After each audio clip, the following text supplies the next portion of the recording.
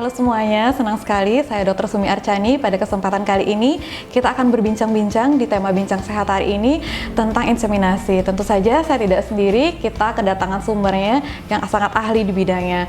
Beliau adalah Dr. Yuki Kurniawan, spesialis andrologi, konsultan fertilitas dan endokrinologi. Beliau adalah ahli di bidangnya, jadi untuk teman-teman yang di rumah ingin menanyakan tentang inseminasi, bayi tabung dan lain sebagainya, kita akan membahas secara lengkap di sini dengan Dr. Yuki Kurniawan. Bukan begitu dokter ya?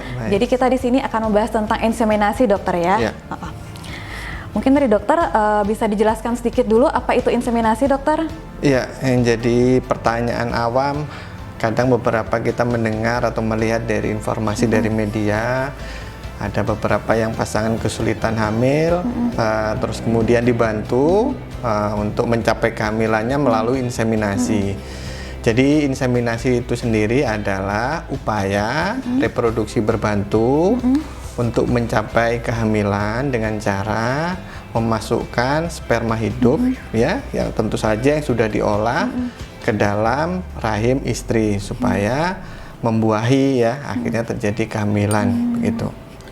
Oke, jadi dimasukkan sperma hidup ya dokter ya ke dalam rahim istri ya. Terus kita sering dengar dokter ya inseminasi dan bayi tabung. Itu sama nggak sih dokter antara inseminasi dan bayi tabung dokter? Ya, jadi kalau inseminasi pasti berbeda dengan bayi tabung. Jadi kadang ada yang tumpah tindih pengertiannya, mungkin di kalangan awam ya. Kalau bayi tabung itu kita harus mengambil juga sel telurnya dari pihak istri, kemudian sel sperma disatukan di luar, bukan disimpan di dalam tabung, bukan.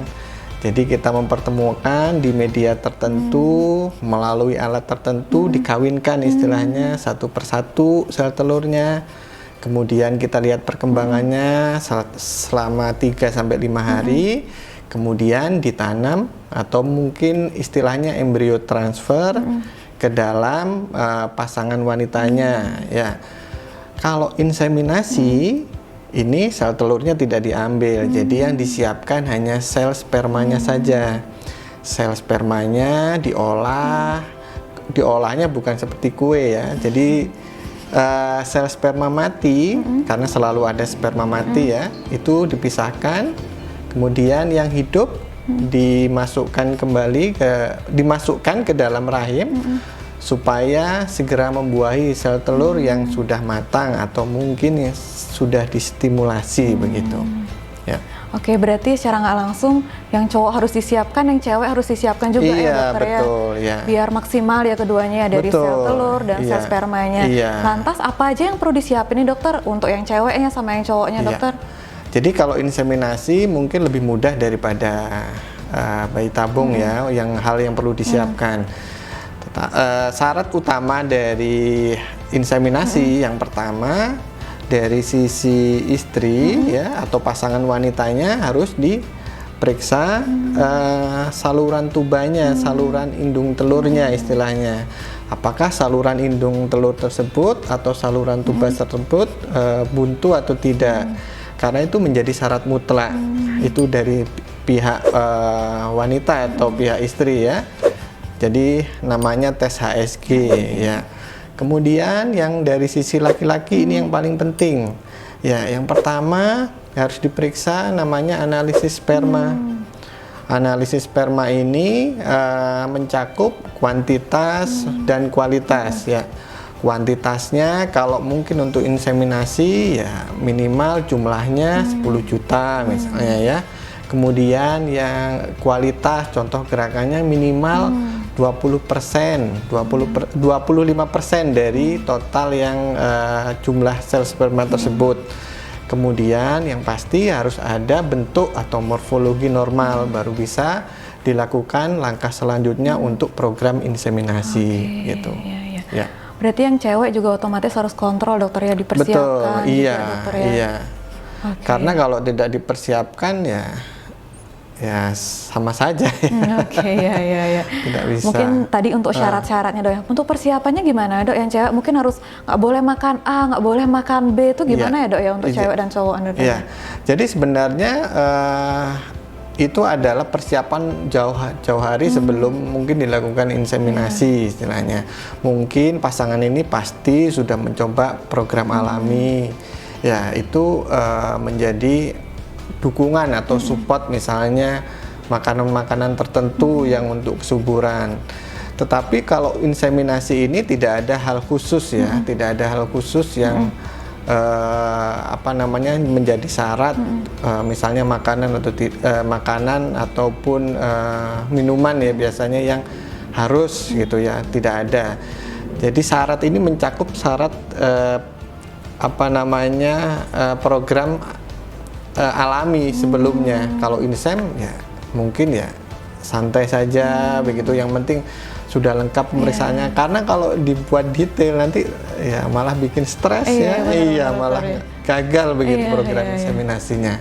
Ini secara nggak langsung ini semi alami ya dokter ya? Semi alami, intinya sperma tetap harus bekerja keras sendiri gitu. Untuk mencapai sel untuk membuahi begitu, mencapai dan membuahi begitu. Mungkin yang paling sering dok ya, kalau udah insem pasti hamil nggak dokter ini? Ya, ini yang jadi udah pasti hamil nggak, udah keluar biaya gitu, pasti hamil nggak ini dokter? Ya, jadi inseminasi biasanya disarankan kalau memang lebih dari 1 tahun pasangan tersebut belum hamil begitu ya.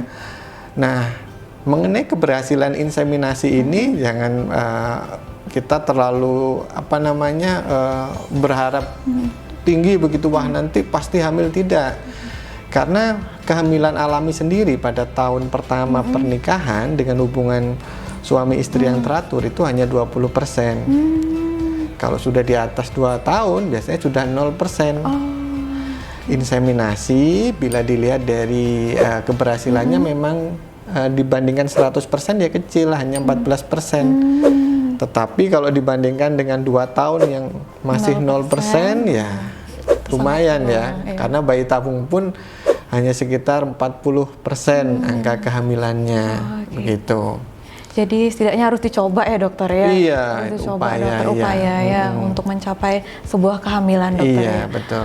Kemudian mungkin yang sering ditanyakan juga ya dokter ya, boleh nggak sih berhubungan dokter sebelum inseminasi, nih dilakukan inseminasi dokter? Ya, jadi tujuan inseminasi mungkin di masyarakat sini ya, masyarakat awam mungkin ada 2 tujuan biasanya ya.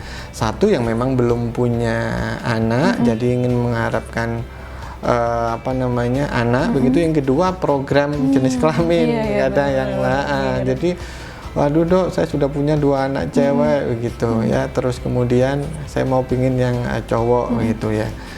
Ya, jadi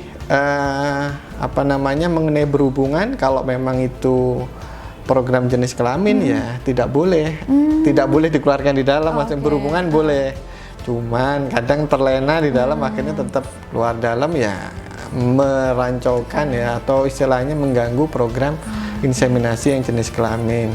Tetapi kalau yang hanya program belum punya anak dan untuk program anak pertama misalnya, ya boleh-boleh saja. Mungkin terakhir dari hari H insem itu sekitar 3 atau 4 hari. Biasanya pun setelah insem masih diperbolehkan. Karena ya itu memaksimalkan masa subur istilahnya, begitu, masih diperbolehkan kalau yang inseminasi tidak program jenis kelamin begitu. Mungkin yang paling sering dokter ya, dok saya pingin anak cowok, bisa nggak sih dok ditentuin dilihat dari insem, dok ditentuin dari insem dokter? Iya, ini yang jadi pertanyaan sering ya. Jadi anak cowoknya penting sekali nanti ya, pewarisnya begitu. Nah, program jenis kelamin sebenarnya kalau paling pas betul ya melalui bayi tabung, tetapi tingkatannya rumit begitu. Tingkatannya rumit ya, yang diperiksa adalah embrionya. Tapi kalau embrionya cewek semua, masa mau dibuang calon janinnya ya. Maka dipilihlah inseminasi. Nah, inseminasi ini bukan berarti wah pasti 100%, tidak ya. Jadi yang dilihat adalah jenis dari gerakan sel sperma tersebut. Bukan berarti kelihatan oh ini laki-laki. Tidak, kita berkorelasi ya, maksudnya sperma yang gerakannya cepat itu berasosiasi wah ini sekitar 80% adalah kromosom Y atau nanti akan berjenis kelamin laki-laki. Tetapi kalaupun berhasil diinseminasi ya sekitar 80%-an ya angka ini. Angka Iya. keberhasilan untuk menentukan jenis kelamin. Iya, menentukan jenis kelamin diinseminasi. Setidaknya patut dicoba ya Dok ya, untuk peluang yang lumayan besar Dok ya, 80% Dok ya. Iya, betul ya. Tapi yang harus diingat bahwa di sini jenis dari analisis spermanya harus pas.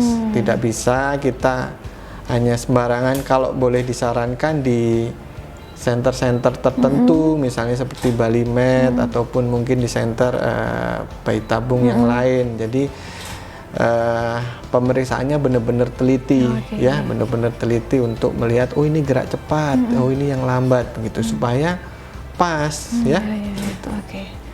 Oke, untuk sahabat di rumah mungkin sudah cukup ya pertanyaan-pertanyaan kita. Kita cukupkan dulu untuk membahas tentang inseminasi. Mungkin nanti kita akan sambung lagi tentang topik-topik berikutnya yang sangat hangat diperbincangkan di masyarakat. Sampai jumpa lagi.